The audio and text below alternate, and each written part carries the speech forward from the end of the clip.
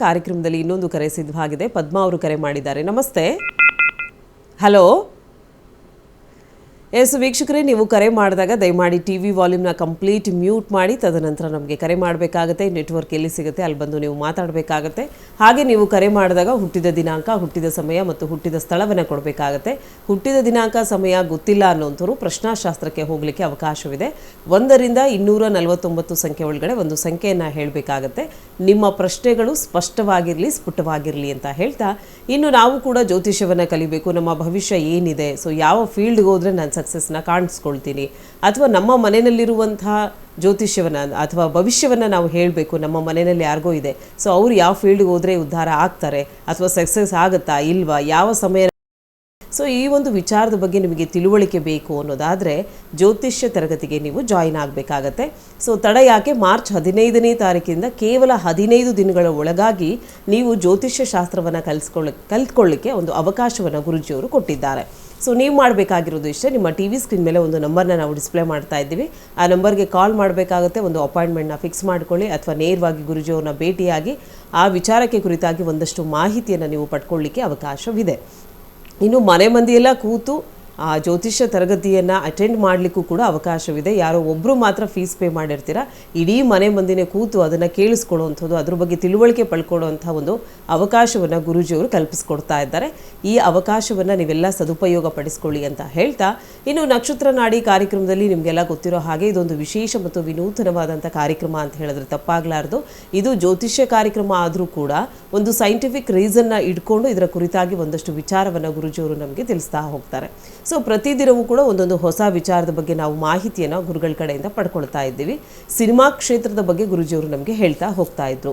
So 5ನೇ ಮನೆಯಲ್ಲಿ ಮತ್ತು 8ನೇ ಮನೆಯಲ್ಲಿ ಯಾವ ಗ್ರಹಗಳಿದ್ರೆ ಸೊ ಏನಾಗುತ್ತೆ, ಸೊ ನಾವು ಸಕ್ಸಸ್ನ ಕಾಣ್ಕೊಳ್ಬಹುದಾ, ಸೊ ನಾವು ಆ ಕ್ಷೇತ್ರಕ್ಕೆ ಹೋದರೆ ಉದ್ಧಾರ ಆಗ್ತೀವಾ ಇಲ್ವಾ, ಕೈ ಸುಟ್ಕೊಳ್ತೀವ, ಸೊ ನೇಮ್ ಫೇಮ್ ಗಳಿಸ್ಕೊಳ್ಳೋಕ್ಕೆ ಆ ಒಂದು ಕ್ಷೇತ್ರವನ್ನು ನಾವೆಲ್ಲರೂ ಕೂಡ ಆಯ್ಕೆ ಮಾಡ್ಕೊಳ್ತೀವಿ. ಗೊತ್ತೋ ಗೊತ್ತಿಲ್ಲದನೋ ಆ ಕ್ಷೇತ್ರ ಅಂದರೆ ಎಲ್ರಿಗೂ ಕೂಡ ಇಷ್ಟ ಆಗುತ್ತೆ. ಸೊ ಹಾಗಿದ್ರೆ ಇದರ ವಿಶೇಷತೆ ಏನು ಅನ್ನೋದನ್ನು ಗುರೂಜಿಯವರು ಇವತ್ತಿನ ಕಾರ್ಯಕ್ರಮದಲ್ಲಿ ನಮಗೆ ಒಂದಷ್ಟು ವಿಚಾರವನ್ನು ತಿಳಿ ಹೇಳ್ತಾರೆ. ಗುರುಗಳೇ, ಇದ್ರ ಬಗ್ಗೆ ನೀವು ಹೇಳೋದಾದರೆ. ಸುಂದರವಾಗಿರ್ತಕ್ಕಂಥದ್ದು, ಬ್ಯೂಟಿಫುಲ್ ಆಗಿರ್ತಕ್ಕಂಥ ವ್ಯಕ್ತಿಗಳು, ಹ್ಯಾಂಡ್ಸಮ್ ಆಗಿರ್ತಕ್ಕಂಥ ವ್ಯಕ್ತಿಗಳಿಗೆ ಅವರು ನಟರಾಗ್ತಾರೆ. ಹೀರೋ ಲುಕ್ಸ್ ಇದೆ, ಹೀರೋ ಆಗಿಬಿಡ್ಬೋದು. ಸುಳ್ಳು. ಅಕ್ಷರ ಸಹ ಲುಕ್ಸಿಂದ ಯಾರೂ ಕೂಡ ಆಗಿಲ್ಲ. ಹೀರೋಗಳು ತಗೊಂಡ್ರೆ ಭಾರತದಲ್ಲಿ ದಂಡಿಯಾಗಿದ್ದಾರೆ ಹೀರೋಗಳು. ಹೌದು. ಒಬ್ಬರ ಮುಖಾಂತರ ಇನ್ನೊಬ್ರು ಇಲ್ಲ. ಇವತ್ತು ಅಮೀರ್ ಖಾನ್ ತಗೊಂಡ್ರೆ ಏನು ಹೈಟ್ ಇದ್ದಾರಾ? ಹೈಟ್ ಇದ್ರೆ ಮಾತ್ರ ಹೀರೋ ಅಂತಾರಲ್ಲ, ಅಮೀರ್ ಖಾನ್ ಹೈಟ್ ಇದ್ದಾರಾ? ಇಲ್ಲ. ಆ ಥರ ಎಷ್ಟೋ ಜನ ಇದ್ದಾರೆ ಹೈಟ್ ಇಲ್ಲದೆ ಇರೋರು, ಬೇಕಾದಷ್ಟು ಜನ ಇದ್ದಾರೆ ಹೈಟ್ ಇಲ್ಲದೆ ಇರೋರು. ಹೇಗಾದರೂ ಪಾಯಿಂಟ್ ನಂಬರ್ 1. ಪಾಯಿಂಟ್ ನಂಬರ್ 2, ಮಹಿಳೆಯರಲ್ಲಿ ಬರೋಣ.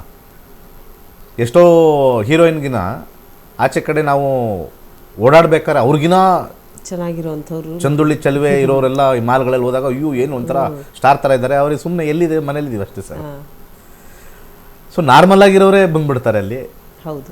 ಇವತ್ತೆಷ್ಟೋ ಹೀರೋಯಿನ್ಸು ಹೈಟೇ ಇಲ್ಲ, ಇಷ್ಟಿಷ್ಟೇ ಇರ್ತಾರೆ ಬರೋರೆಲ್ಲ, ಅವ್ರಿಗೆ ಸ್ಟಾರ್ಡಮ್ ಬಂದಿರುತ್ತೆ. ಇದರಲ್ಲಿ ಮುಖ್ಯವಾಗಿರ್ತಕ್ಕಂಥದ್ದು ಒಂದು ಆಸೆ, ಸಿನಿಮಾ ರಂಗದ ಆಸೆ. ಎರಡನೇದು ಅದಕ್ಕೆ ಹೋಗಬೇಕು ಅನ್ನೋ ಶ್ರಮ. ಅವೆರಡೂ ಒಂದಷ್ಟು ಜನಕ್ಕೆ ಬರುತ್ತೆ.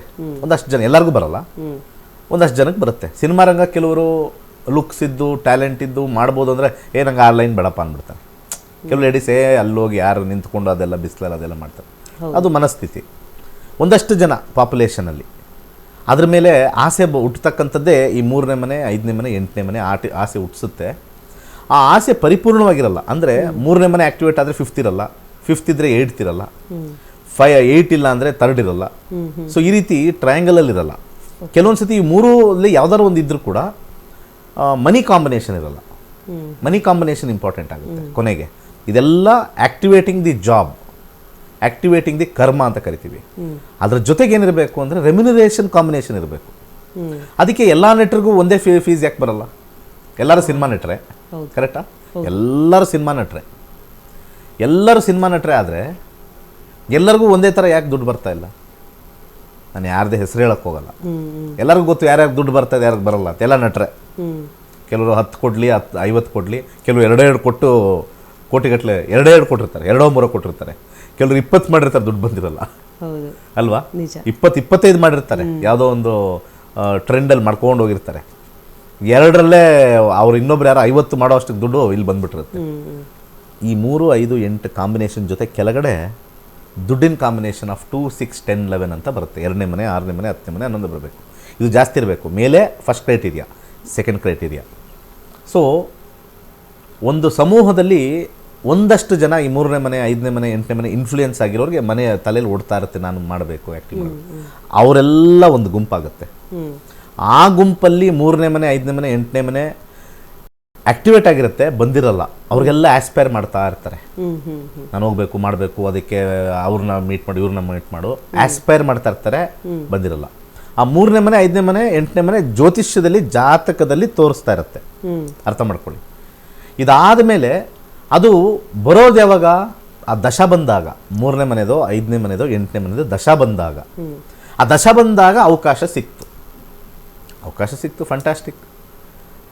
ಸೊ 3, 5, 8 ಜಾತಕದಲ್ಲಿ ಇದ್ದರೆ, 3ನೇ ಮನೆ ಆಕ್ಟಿವೇಶನ್, 5ನೇ ಮನೆ, 8ನೇ ಮನೆ ಆಕ್ಟಿವೇಶನ್ ಇದ್ದರೆ ಜಾತಕದಲ್ಲಿ ಸ್ಟಾರ್ ಆಗ್ತಾರೆ ಅಂತ ಹೇಳ್ತೀವಿ. ಅದಕ್ಕೆ ಓಡಾಡ್ತಾರೆ. ಯಾವಾಗ ಅವಕಾಶ ಸಿಗುತ್ತೆ? ಆ 3, 5, 8ನೇ ಮನೆ ದಶ ಬಂದಾಗ ಅವಕಾಶ ಸಿಕ್ತು.